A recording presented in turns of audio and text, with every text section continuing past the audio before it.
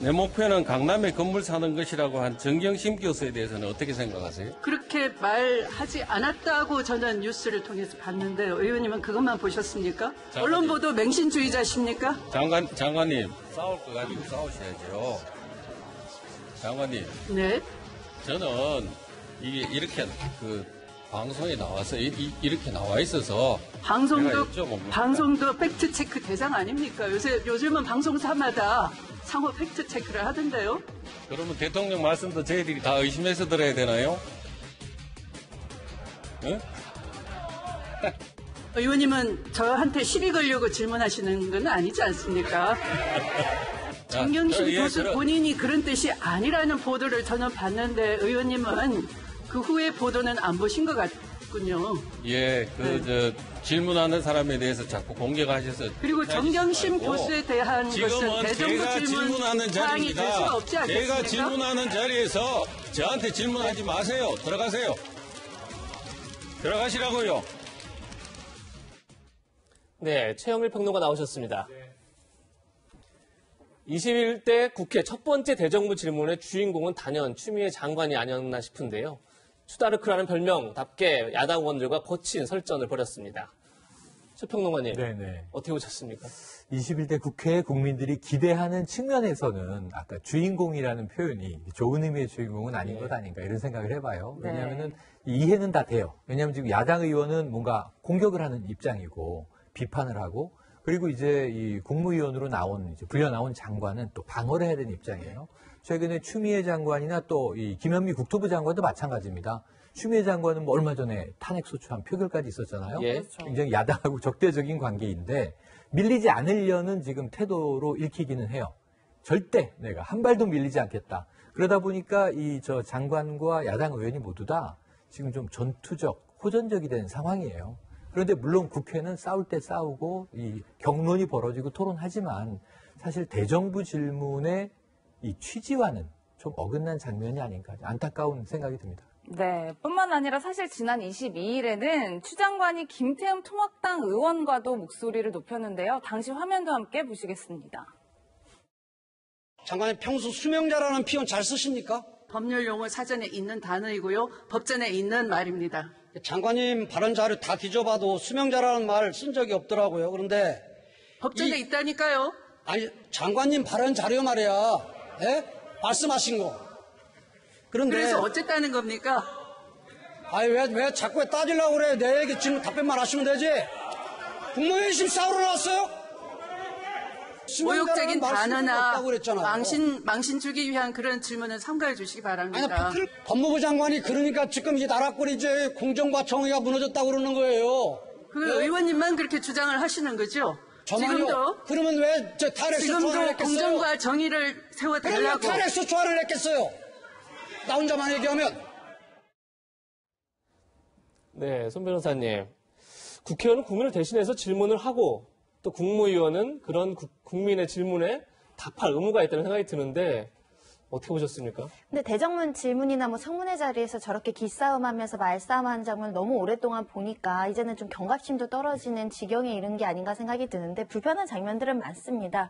사실 대정부 질문이라고 한다면 법무부에 대해서 질문을 하는 거잖아요. 그렇죠. 가장 우리 국민들이 궁금해할 수 있는 부분, 뭐 검찰 개혁이 어떻게 되고 있냐, 제도 개선은 어떻게 되고 있느냐, 최근에 고위직 검사들이 각종의 비리나 수사 진행 과정에서의 수사권 남용 또는 법무부 장관의 어떤 지휘권 남용 이런 것들을 물어봤으면 조금 더 본질적일 수 있을 것인데 서로 여기서 밀리면 대중들 내 유권자들한테 좀 비난을 받을 것을 우려한 나머지 한마디도 사실은 언성을 높이지 않고 대답을 넘어가는 경우가 못 봐서 너무 지역적인 감정 싸움으로 비춰질 수 있다 해서 좀 굉장히 안타깝고요.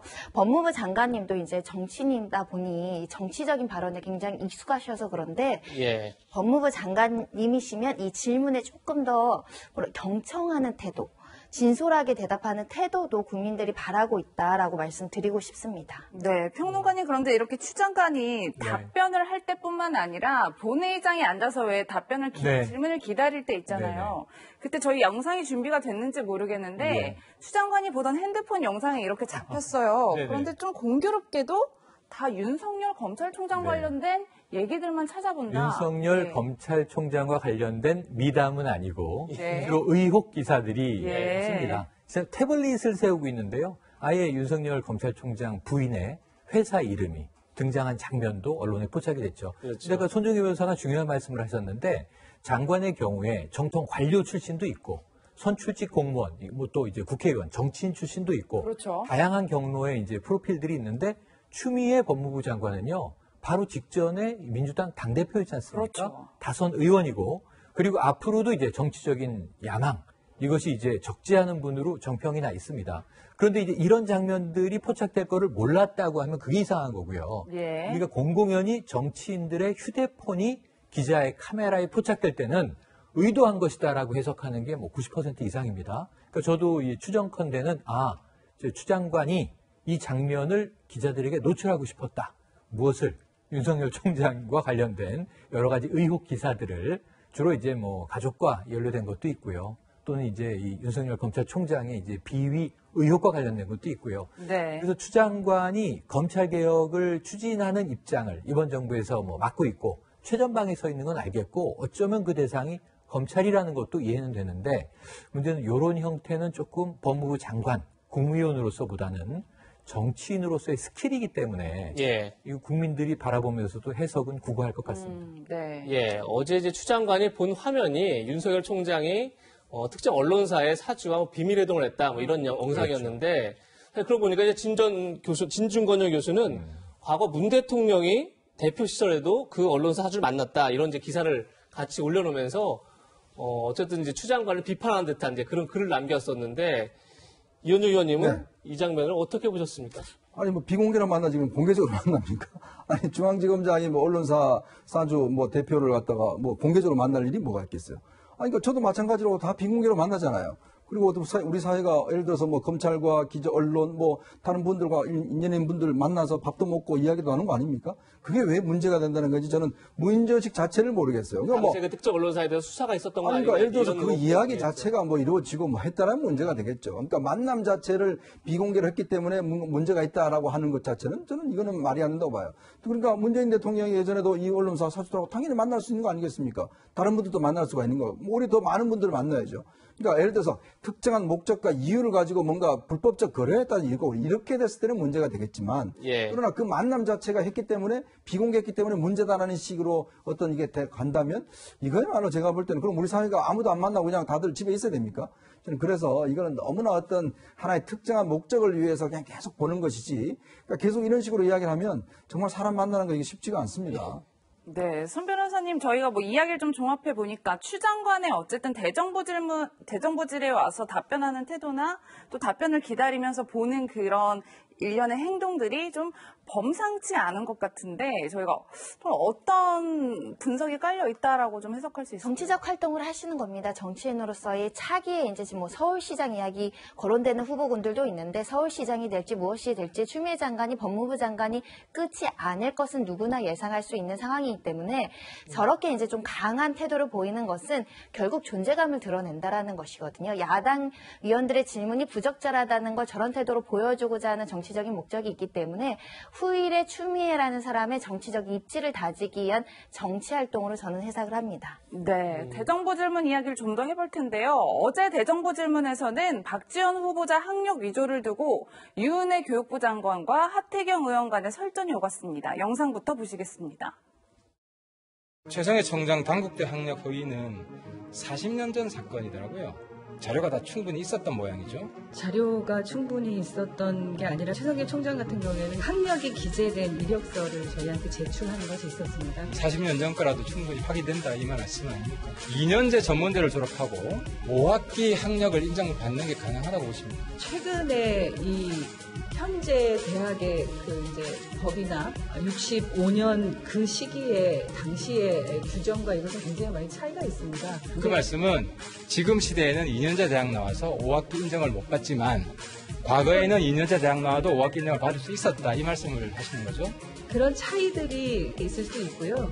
그 답변을 하실 것 같아서 65년 교육법 시행령을 가지고 왔습니다. 65년 교육법 시행령이나 지금이나 똑같습니다. 교육부에서는 최성해 총장 조사했듯이 이 사건 조사하실 생각 있으십니까?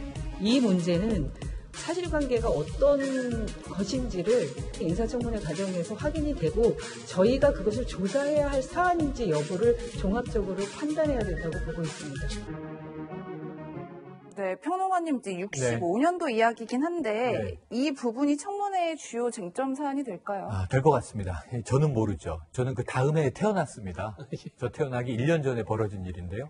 65년도에 이 박지원 국정원장 후보자가 이 당시에는 조선대에서 5학기를 이수하고 단국대학교에 6학기로 편입했다는 게 하태경 의원의 이제 의혹 제기예요. 네. 그런데 그게 2000년에 조선대가 빠지고 광주교대로 바뀌었다. 예. 광주교대는 지금 4년제 교육대학인데요. 당시에는 2년제였다는 겁니다. 그러면 다 졸업 이수를 해도 4학기잖아요.